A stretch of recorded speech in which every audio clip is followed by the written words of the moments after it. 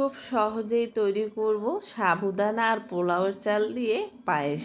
আর এই মিষ্টি ডেজার্টটি বিয়েবাড়ি তো আছেই, বাসায়ও দেখবেন ঘরোয়া আয়োজনে খাবারের শেষে কিন্তু এই পায়েস দিয়ে সমাপ্তি হয়। তো আসুন পুরো প্রস্তুত প্রণালীটি দেখে নিই। পোলাওয়ের চাল দিয়ে আর সাবুদানা দিয়ে এত মজার এই পায়েসটা তৈরি হয়, বাসায় একবার তৈরি করে অবশ্যই খেয়ে দেখবেন। তো প্রথমে আমি এখানে পোলাওর চাল নিয়েছি 1 কাপ, পানিতে ভিজিয়ে রেখেছি আধা ঘন্টা থেকে 40 মিনিট। আর সাবুদানা নিয়েছি 1/2 কাপ, তবে সাবুদানাটা এখন ভিজাইনি, আরও পরে ভিজাবো। রান্নার 10 থেকে 15 মিনিট আগে ভিজিয়ে নেব। এবার আমি গরুর দুধ নিয়েছি 1 লিটার, এটাকে জাল করে 3 ভাগের 2 ভাগের মতন করে নিব। 1 ভাগ কমিয়ে আমি পরিমাণ মতো চিনি দিয়েছি, মানে 1.5 কাপ থেকে কিছু পরিমাণ কম, তবে চিনিটা স্বাদ অনুযায়ী। তারপরে হালকা একটু লবণ দিয়েছি, মিষ্টির স্বাদটা বাড়িয়ে দিবে। তারপর যখন 3 ভাগের 1 ভাগের 1.5 ভাগের মতন চলে আসবে, তখন আমি ভিজিয়ে রাখা পোলাওয়ের চালটা 1 কাপ দিয়ে এবার ফুটিয়ে আসা পর্যন্ত ঢাকনা দিয়ে অপেক্ষা করব। আধা ঘন্টা 40 মিনিট পর ফিরে এসে এটা আধা সিদ্ধ হয়েছে, তখন আমি ডাল ঘুটনি দিয়ে এভাবে ঘুটে দেব, মানে চালটাকে একটু আধা ভাঙ্গা করে দেব।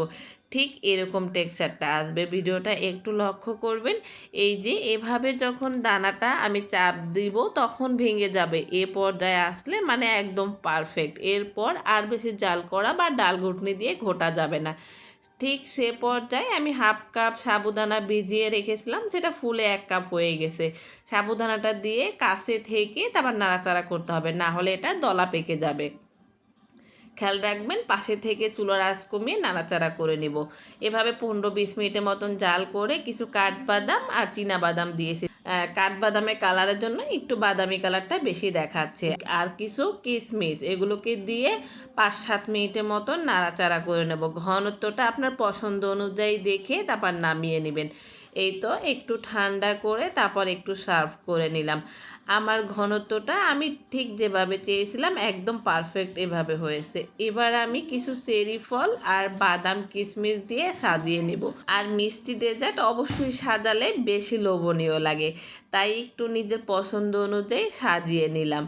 ঠান্ডা অবস্থায় খেলে আরও বেশি ভালো লাগে। তো আমি এবার কিছুক্ষণের জন্য ফ্রিজে রেখে ঠান্ডা করে এবার পরিবেশন করে নিলাম। আসুন দেখাই আপনাদেরকে, আমার চালের দানাটাও আধা ভাঙ্গা, ঠিক যেভাবে চেয়েছিলাম সেভাবে।